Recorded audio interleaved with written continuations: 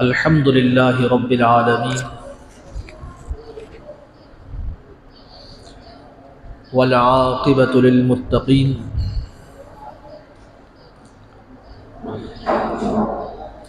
والصلاة والسلام على أشرف الأنبياء وسيد المرسلين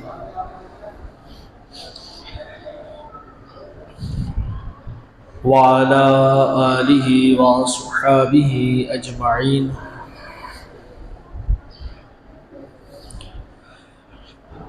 أما بعد، أعوذ بالله من الشيطان الرجيم. بسم الله الرحمن الرحيم. وَإِذَا حُيِّيتُم بِتَحِيَّةٍ فَحَيُّوا بِأَحْسَنَ مِنْهَا أَوْ رُدُّوهَا إِنَّ اللَّهَ كَانَ عَلَى كُلِّ شَيْءٍ حَسِيبًا. صدق الله مولانا العظيم وبلغنا رسوله النبي الكريم الأمين والحمد لله رب العالمين. الصلاة والسلام عليك يا سيدي يا رسول الله وعلى آلك وأصحابك يا حبيب الله.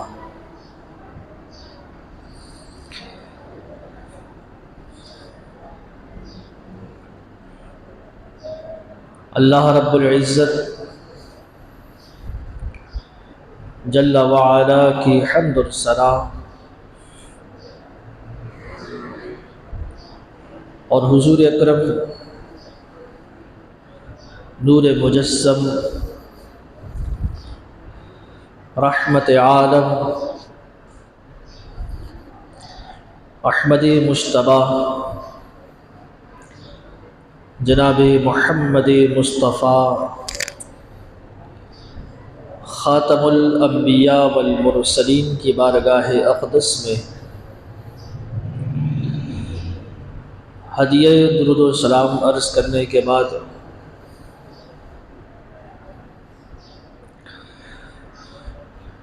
قرآن مجید فرقان حمید کی سورہ نساء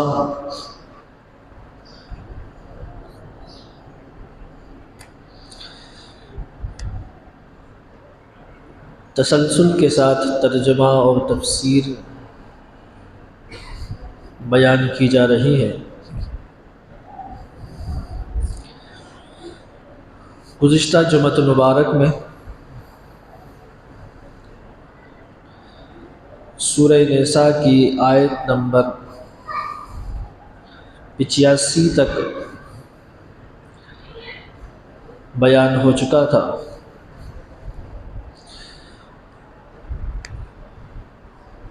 اور الحمدللہ آج آیت نمبر 86 سے آغاز کیا جا رہا ہے.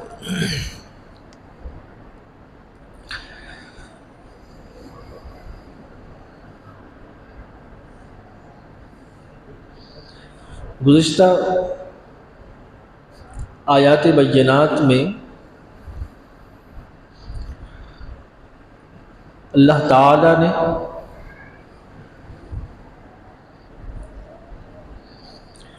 جہاد کا تذکرہ فرمایا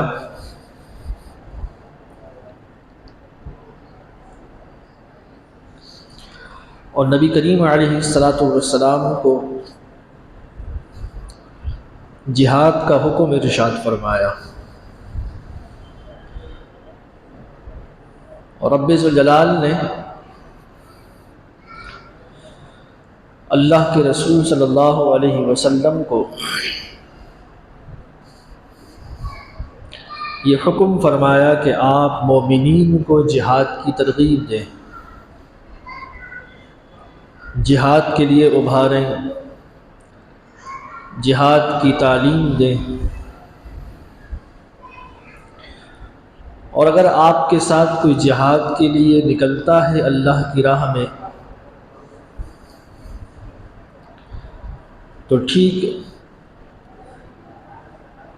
ورنہ اللہ کے رسول صلی اللہ علیہ وسلم کو اکیلے ترے تنہا ہی جہاد کے لیے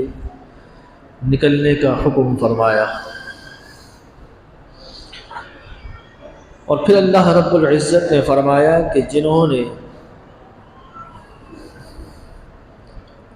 جہاد کے حکم کو مانتے ہوئے اللہ کی راہ میں جہاد کا ارادہ کیا اور جہاد کے لیے نکلے،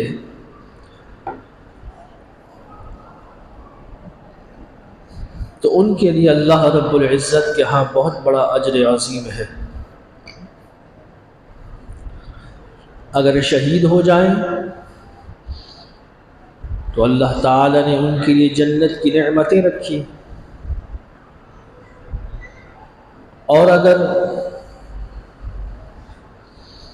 ان کو فتح نصیب ہو جائے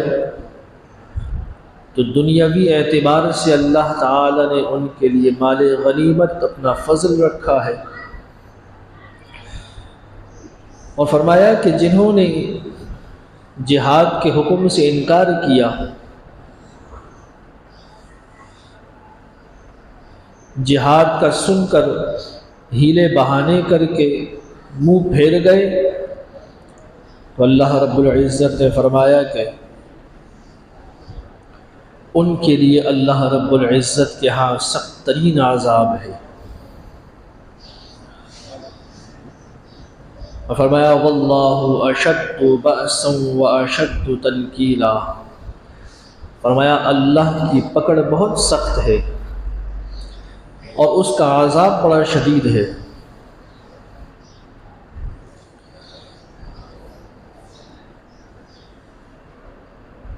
رب ذوالجلال نے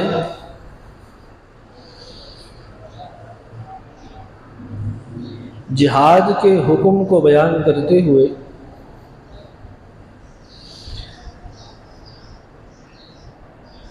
اگلی آیت مبارکہ میں رب ذوالجلال نے یہ ارشاد فرمایا وَإِذَا حُيِّيتُم بِتَحِيَّةٍ، فرمایا کہ جب تم کو کسی لفظ کے ذریعے سلام کیا جائے، جن الفاظوں میں تمہیں کوئی سلام کرے، فَحَيُّوا بِأَحْسَنَ مِنْهَا، تو فرمایا کہ تم جواب میں اس سے بہتر الفاظ میں سلام کرو، او ردوها، یا پھر انہی الفاظ میں جواب میں سلام اس کو لوٹا دو۔ ان اللہ کان علی کل شیء حسیبا، فرمایا بے شک اللہ ہر چیز کا حساب لینے والا ہے۔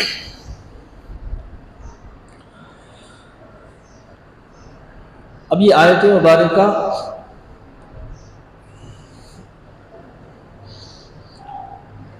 اس پر مفسرین فرماتے ہیں کہ یہ جو یہاں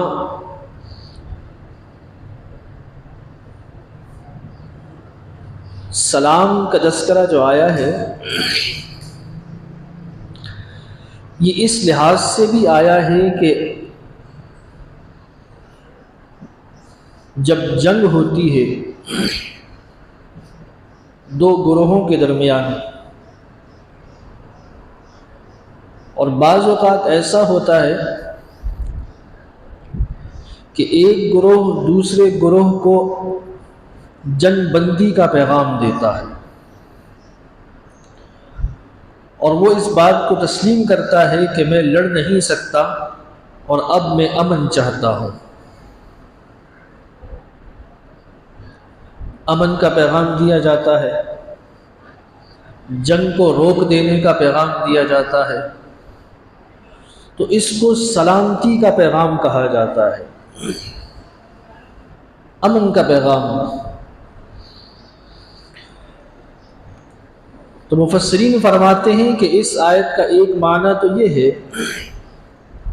کہ اللہ تعالیٰ نے فرمایا کہ جب تم کسی سے قتال یا جہاد یا جنگ کر رہے ہو اور وہ سامنے والا مسلمانوں کو امن کا پیغام دے،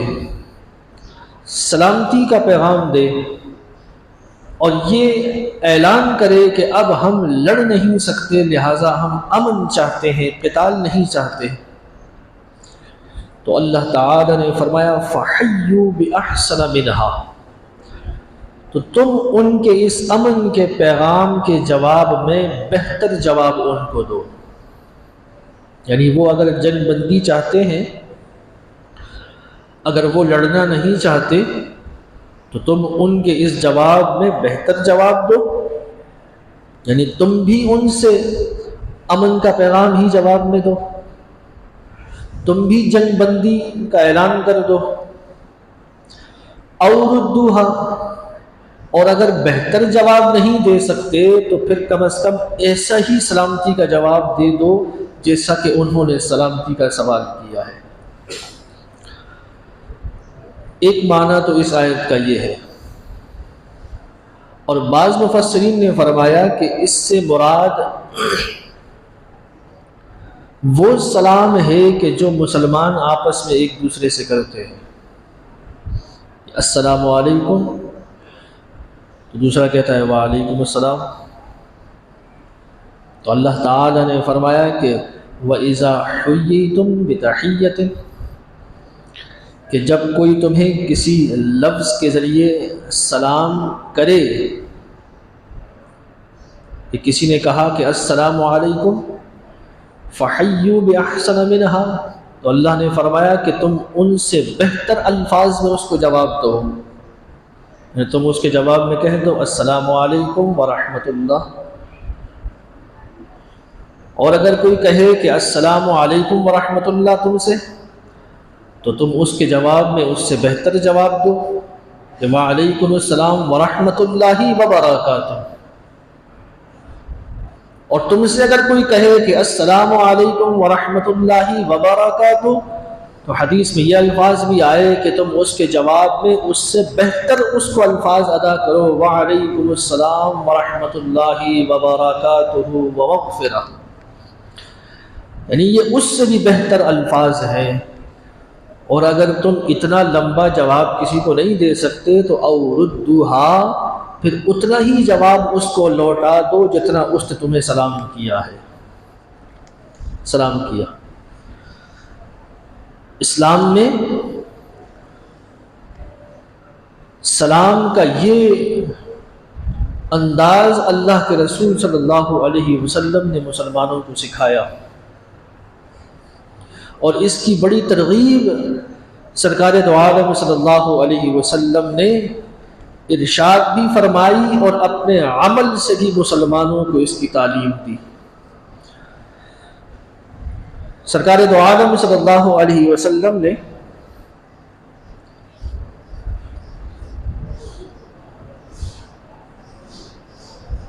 حضرت عبداللہ بن عمر فرماتے ہیں کہ ایک شخص نبی کریم علیہ السلام کے پاس آیا، اور اس نے اللہ کے رسول صلی اللہ علیہ وسلم سے سوال کیا،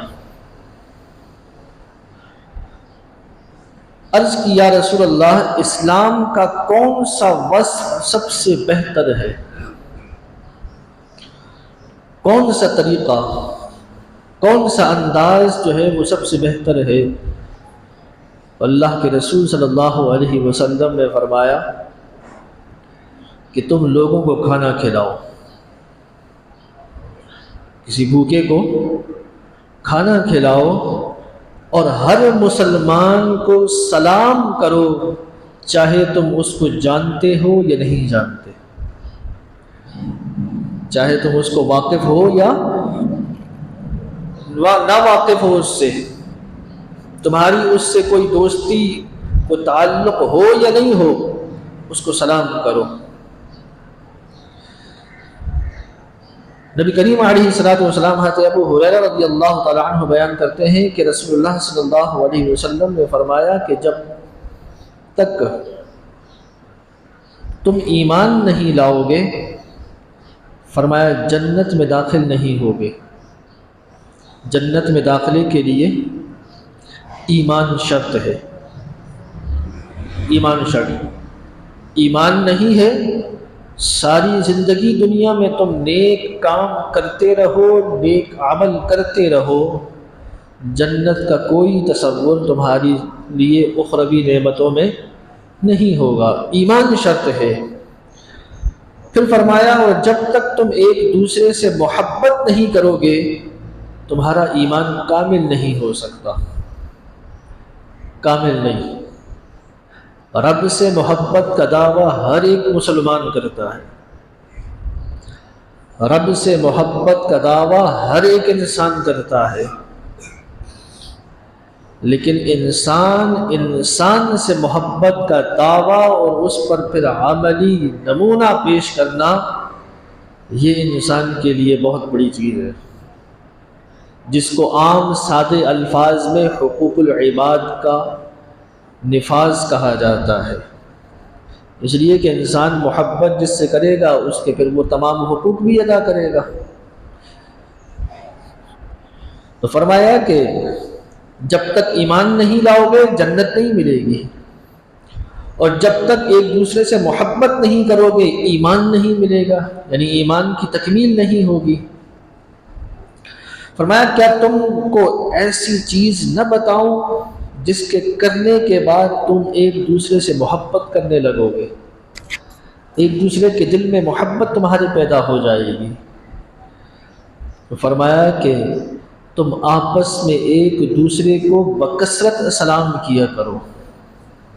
کثرت کے ساتھ سلام کرو، جب ملاقات ہو سلام کرو، جب سامنا ہو سلام کرو۔ اس سلامتی کا جو ایک تصور جو اسلام میں پیش کیا گیا نا کہ السلام علیکم، اور یہ صرف اسلام کا، نبی کریم علیہ السلام کی شریعت مطہرہ کا حسن ہے کہ اس میں السلام علیکم کے ذریعے سلام کیا جاتا ہے، ورنہ پہلی جو قومیں گزری ہیں ان میں اس قسم کا کوئی سلام نہیں تھا، ان میں سلام کا یہ انداز نہیں تھا، مختلف طریقوں سے وہ سلام کیا کرتے تھے۔ فرمایا کہ نبی کریم علیہ السلام نے کہ بکثرت ایک دوسرے کو سلام کیا کرو، اور کتنی کثرت کے سلام کیا کرو۔ حضرت انس بن مالک رضی اللہ تعالی عنہ بیان کرتے ہیں کہ ہم رسول اللہ صلی اللہ علیہ وسلم کے ساتھ ہوتے، یعنی سفر کر رہے ہوتے، کہیں جا رہے ہوتے، تو اگر ہم کسی درخت کی وجہ سے جدا ہو جاتے، یعنی دو چار لوگ جا رہے ہیں رستے میں اور درمیان میں کیا آ گیا، درخت آ گیا، دو آدمی درخت کے اس طرف سے نکل گئے، دو آدمی درخت کے اس طرف سے نکل گئے، اب درخت سے جدا ہو کر جب دوبارہ ملتے تو حضرت انس بن مالک فرماتے کہ ہم ایک دوسرے کو سلام کرتے، ایک ہی راستے پر جا رہے ہیں، ایک ہی وقت میں جا رہے ہیں، جدائی صرف اتنی ہوئی کہ درخت کے دونوں حصوں سے لوگ گزرے، اور جیسے ہی درخت کے دونوں کناروں سے گزر کر اگلی جب سمت کو ملے تو وہ ایک دوسرے کو سلام کیا کرتے تھے، اتنی کثرت کے ساتھ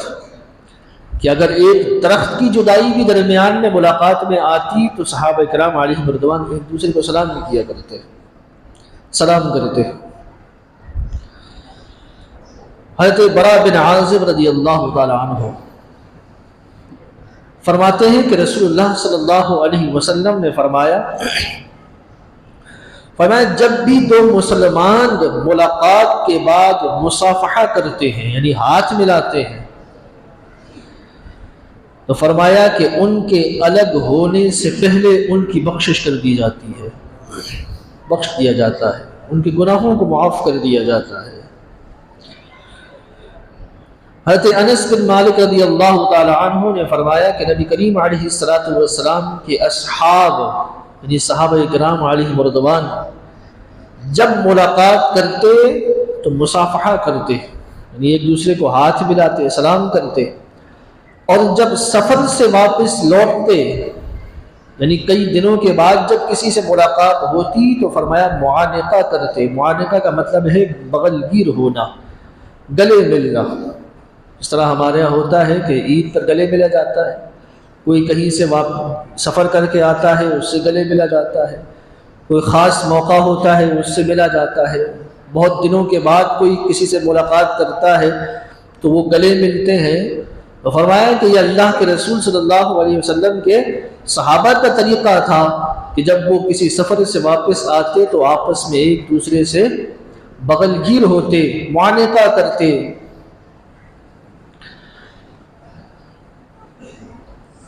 حضرت عمران بن الحسین رضی اللہ تعالی عنہما فرماتے ہیں کہ نبی کریم علیہ السلام کے پاس ایک شخص نے عرض کیا السلام علیکم۔ حضور کے پاس ایک شخص آیا اور اس نے سرکار دو عالم صلی اللہ علیہ وسلم کو سلام کیا، اور کن الفاظ میں سلام کیا؟ فرمایا السلام علیکم۔ آپ صلی اللہ علیہ وسلم نے اس کے سلام کا جواب دیا اور وہ شخص بیٹھ گیا۔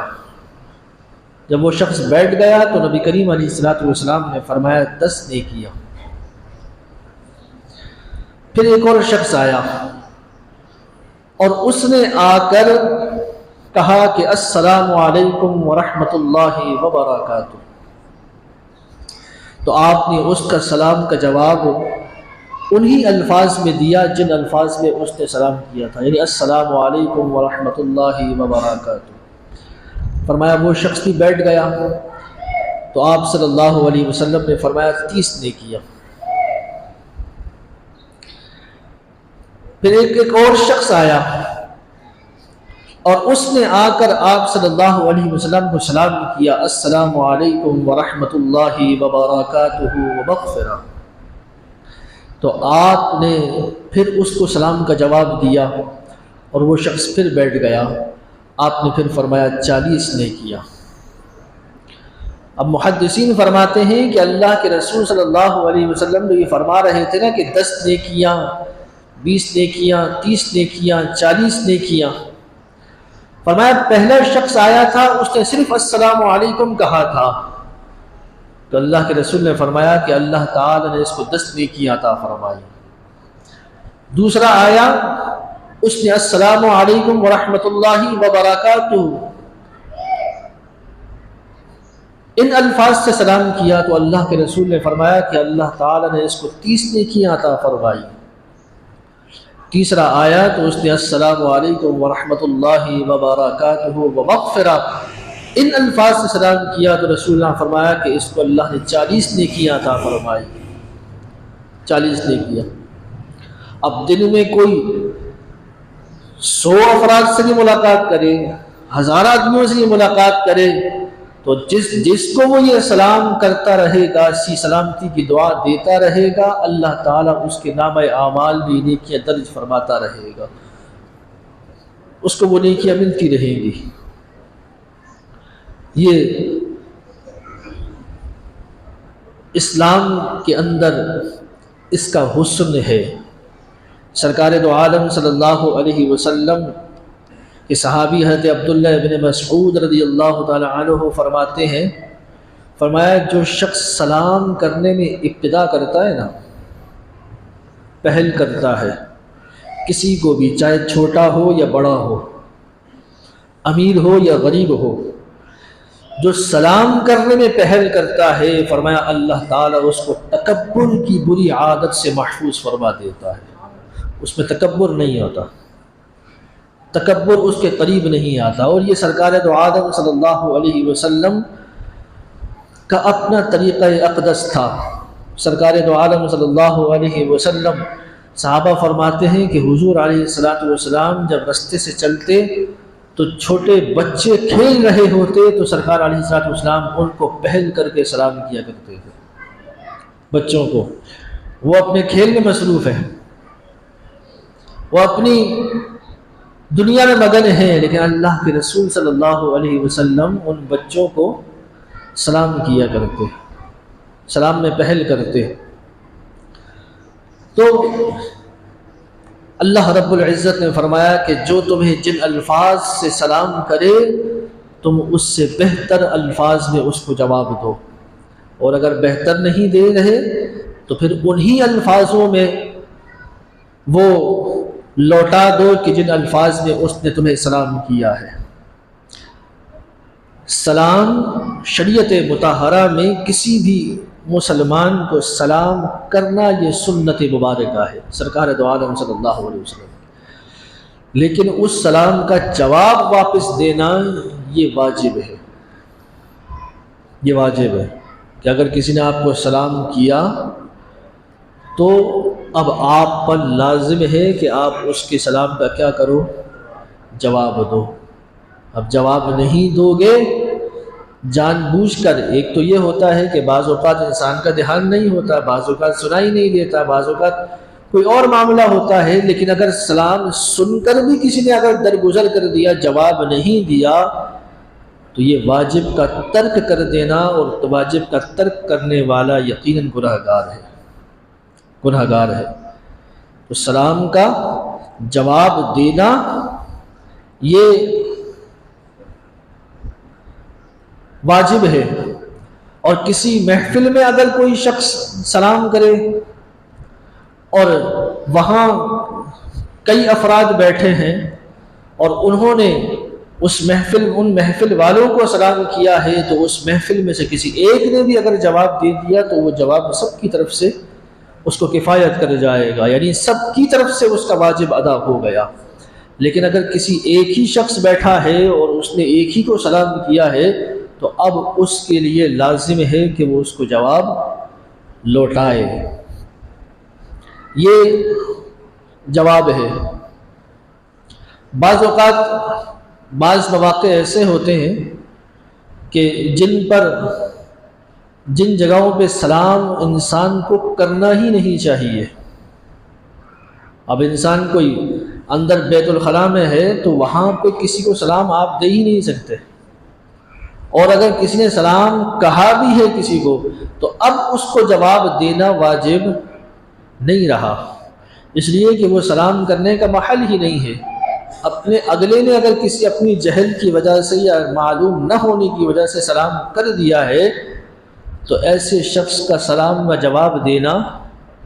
یہ واجب نہیں ہے، اس پر کوئی لازم نہیں۔ کوئی شخص نماز پڑھ رہا ہے، آپ اس کو سلام کر رہے ہیں تو اب اس کو واجب سلام دینا یہ اس کے لیے لازم نہیں ہے۔ تو بعض مواقع ایسے ہوتے ہیں کہ جہاں سلام کا جواب دینا اس کے لیے ضروری نہیں ہے۔ اسی طرح جب خطیب خطبے کے لیے کھڑا ہے، خطبہ دے رہا ہے، سننے والے بیٹھے ہیں، باہر سے کوئی شخص آیا اس نے سلام کر دیا، تو اب سننے والوں پر جواب دینا یہ واجب نہیں، اب جواب اس کو نہیں دے سکتے، اس لیے کہ اگلے نے جو سلام کیا تو اس نے تو اپنی لا علمی کے طور پر سلام کر دیا، لیکن اب جو بیٹھے ہیں ان کو جواب دینا یہ واجب نہیں ہے۔ اسی طرح جو شخص قرآن مجید کی تلاوت کر رہا ہے، قرآن پڑھ رہا ہے، اور کسی نے اس کو آ کر سلام کر دیا، تو اب شریعت مطہرہ میں یہ ہے کہ اس جو قرآن پڑھ رہا ہے اس پر یہ واجب نہیں ہے کہ وہ اس کو واپس جواب لوٹائے۔ ہاں، یہ بعض علماء نے کہا کہ قرآن مجید کی تلاوت مکمل کر لے، اس کے بعد فارغ ہو کر اس کو سلام کا جواب دے دے اگر وہ موجود ہو، لیکن اگر وہ موجود نہیں تو اس وقت جب سلام کیا تھا وہ قرآن کی تلاوت چھوڑ کر اس کے سلام کا جواب دینے کا پابند نہیں ہے۔ جو شخص اذان و اقامت میں مشغول ہو اور اس کو پیچھے سے کسی نے آ کر سلام کہہ دیا تو اب بھی سلام کا جواب دینا اس کے لیے واجب نہیں ہے۔ تو گویا یہ وہ مقامات ہیں کہ جب انسان کو سلام میں پہل نہیں کرنی چاہیے، کہ اگر کوئی قرآن پڑھ رہا ہے تو آپ اس کو سلام مت کرو، جب کوئی کھانا کھا رہا ہے تو اس وقت بھی کہا کہ اس کو سلام مت کرو، کھانے سے فارغ ہو جائے پھر اس کو سلام کرو۔ کوئی شخص بیت الخلاء میں ہے، آپ اس کو سلام مت کرو۔ یہاں تک علماء نے فرمایا کہ اگر کوئی شخص اپنا سطر کھولے ہوئے ہے تو اس حالت میں بھی اس کو سلام نہ کرو، کہ اس میں بھی اس کو جواب دینا اس کے لیے واجب نہیں ہوگا۔ کوئی شخص قضاء حاجت کر رہا ہے تو اس وقت بھی اس کو سلام نہ کیا جائے۔ اور پھر فرمایا کہ جو شخص گھر میں داخل ہو اور گھر میں اس کی زوجہ ہو تو وہ زوجہ کو جو سلام کرے، لیکن اگر اس کی زوجہ کے ساتھ کوئی اور غیر محرم خاتون بیٹھی ہے تو اب اس کو سلام کرنا اور اس کا واپس سلام کا جواب لوٹانا یہ شریعت میں جائز نہیں، یہ شریعت مطہرہ میں اس کا حکم نہیں ہے۔ یعنی کسی غیر محرم عورت کو مرد کا سلام کرنا اور پھر اس عورت کا واپس جواب لوٹانا یہ شریعت میں جائز نہیں، اس میں احتیاط برتنی چاہیے انسان کو۔ لیکن آج کل ماحول کچھ یہ ایسا ہی ہے یا نہیں؟ آج کل ہمارے ہاں تو اس چیز کا لحاظ ہی نہیں ہے۔ آپ دفاتر میں چلے جائیں، آپ کسی اور جگہ چلے جائیں تو وہاں آج کل تو ہمارے یہاں لعنت ایسی ہو گئی ہے کہ وہ ریسیپشن پر ہی، یعنی استقبالیہ پر ہی جو ہے وہ باقاعدہ نوجوان خواتین کو بٹھایا جاتا ہے، خواتین کو بٹھایا جاتا ہے۔ اور یہ اس قدر یعنی کہ لعنتی والا کام ہے کہ جس کی انتہا نہیں، کہ بعض جگہوں پہ تو ایسا بھی معلوم ہوا کہ بھائی نوجوان خواتین کو ریسیپشن استقبالیہ پر بٹھایا اس لیے جاتا ہے تاکہ لوگوں کی رغبت وہاں زیادہ ہو۔ معاذ اللہ سو معاذ اللہ۔ اگر کسی مرد کو بٹھائیں گے تو ظاہر بات ہے کہ عورت جتنی شائستگی سے کسی سے بات کرے گی تو مرد کے اندر تو وہ شائستگی نہیں پائی جائے گی۔ یعنی یہ آپ اندازہ لگائیں مسلمانوں کی ذہنیت کی گراوٹ کا، کہ اس قدر تنزلی کا شکار ہو گئے کہ اس خاتون کو، اس نوجوان عورت کو، لڑکی کو اتنا بنا سوار کر بٹھاتے اس لیے ہیں تاکہ لوگ ان کے اس ادارے، ان کی کمپنی، ان کے دفتر کی طرف جو ہے وہ کیا کریں، رغبت کریں۔ توبہ استغفار۔ یعنی اب مسلمانوں کی بہو بیٹیاں جو ہے وہ لوگوں کو اپنی طرف کیا کرنا ہے، راغب کرنے کے لیے استعمال کر رہے ہیں۔ یہ ہمارے معاشرے کی تنزلی کا انداز ہے، یہ حال ہے۔ تو اب یہاں تو سلام اور جواب کا تو تصور ہی ختم ہو گیا، سمجھ میں آئی؟ اور پھر ہمارے ہاں بھی ماشاءاللہ ایسا ہوتا ہے کہ کیا کہا جائے، کہ اگر وہ ایک شاپنگ سینٹر میں ایک صاحب نے مجھے بتایا کہ اگر کاؤنٹر پر کسی لیڈیز کو کھڑا کرا جائے تو سیل ڈبل ہو جاتی ہے، اور اگر جینٹس کو کھڑا جائے تو سیل گر جاتی ہے۔ تو اب تو ہمارا تو یہ حال ہے کہ وہ اگر لیڈیز 10 روپے مہنگی چیز بھی دے گی تو اس کو 10 روپے اور اوپر سے دے دیں گے، اس پہ راضی ہو جائیں گے مرد حضرات، اور اگر مرد 4 آنے کی بات کرے گا تو اس سے لڑ پڑیں گے۔ یہ تو حال ہے ہمارا۔ تو یہاں اب کسی غیر محرم سے سلام جواب کا تو تصور ہی پیدا نہیں ہو رہا، یہاں تو کچھ اور معاملہ اس سے آگے چلا گیا۔ لیکن بہرحال اللہ تعالیٰ اس معاشرے پر رحم فرمائے، فرمایا کہ کسی غیر محرم عورت کو، بیوی کو تو سلام کر سکتے ہو، بہنوں کو سلام کر سکتے ہو، ماں کو سلام کر سکتے ہو، لیکن کسی غیر محرم کو سلام کرنا، یا اس غیر محرم نے تمہیں سلام کر دیا تو واپس اس کا جواب لوٹانا تم پر واجب نہیں ہے۔ ہاں علماء نے فرمایا کہ اگر کوئی ایسی خاتون ہو کہ جو ضعیف العمر ہو، کہ جس کی طرف انسان کی رغبت نہ ہوتی ہو، تو فرمایا وہ اگر سلام کرے تو اس کا جواب دے دینا، اس میں کوئی حرج نہیں ہے۔ لیکن نوجوان یا کوئی ایسی خاتون ہو کہ جس کی طرف انسان کی رغبت ہونے کا اندیشہ ہو تو ایسی عورت کو سلام کا جواب دینا بھی یہ جائز نہیں ہے، سلام کا جواب دینا بھی۔